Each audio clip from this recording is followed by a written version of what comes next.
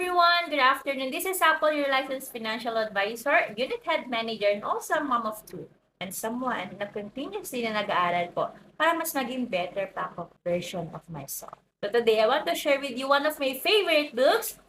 This is Atomic Habits by James Clear. If kilala niyo po siya, please comment nga.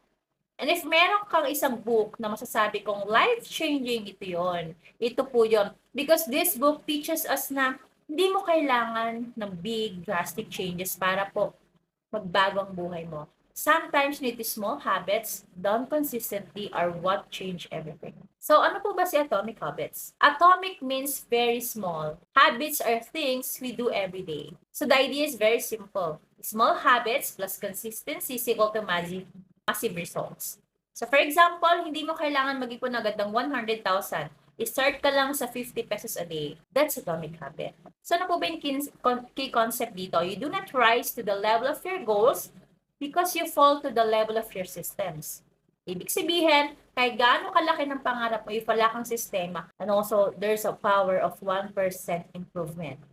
One of the most powerful lessons na natutunan ko dito sa Atomic Habits na libro is improve by just 1% every day. Parang maliit lang siya, di ba? But imagine this, 1% better every day equals 37 times better in 1 year. So, real life example, as a financial advisor, hindi ka agad magiging top agent. But if every day ka mag-post ng isa, may 1 client kang kausap, may 1 learning ka, after 1 year po, malayong mararating mo. Ito yung pinaka-deep part ng libro naman na to. No? Hindi lang about what you do. It's about who you become. Wrong mindset po kasi natin is, I want to save money. The correct mindset is, I am a disciplined person with money. So for example, hindi lang gusto ko mag-exercise, but I am a healthy person when your identity changes, your habits follow. So as a mom, hindi mo lang sinasabi na, I want to be a good mom. Dapat ang sabihin mo, I am a responsible and loving mother. And your actions follow that identity. Tinatawag kang habit loop, no? The cue, the craving, the response, and also the reward. Every habit po kasi follows a cycle. Cue is the trigger. Craving is the desire. Response is the action. And reward is the result. So, ang cue natin, nakita mo yung phone mo, craving mo, syempre gusto mo mag-scroll. Response mo, nag-TikTok ka na. Syempre, reward mo, natuwa ka sa application, di ba?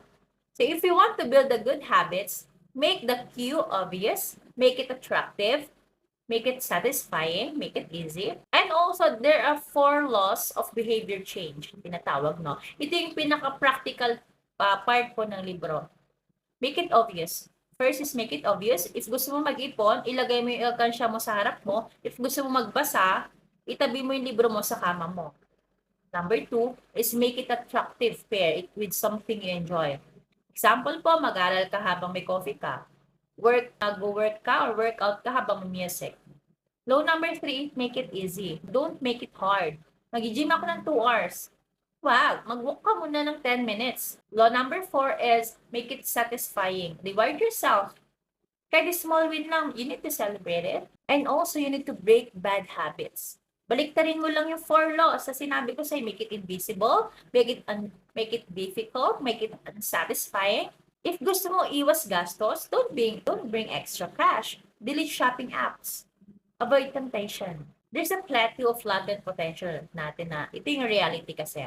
Hindi agad lalabas ang resulta. Walang ganon. Parang ice cube lang yan eh. From 5 degrees Celsius to 1 degree Celsius, walang nangyayari. But pag 0 degrees Celsius, biglang natunaw. The lesson here is your effort is not wasted. It's building silently. So as a financial advisor, ito ang pinakamahalaga.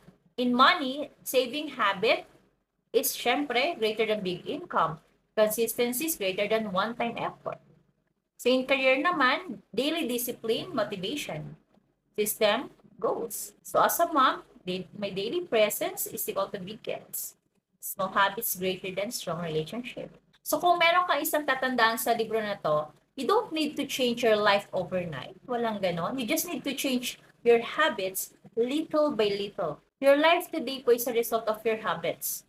And your future, it depends on what you repeatedly do starting today. Start small. Simula ka sa maliit. So, dire-diretso lang. Stay consistent.